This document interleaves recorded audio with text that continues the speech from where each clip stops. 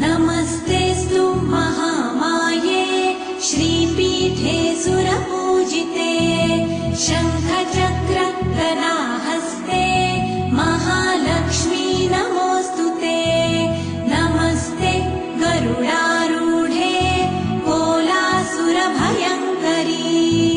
सर्वपाप हरे देवी महालक्ष्मी नमोऽस्तुते।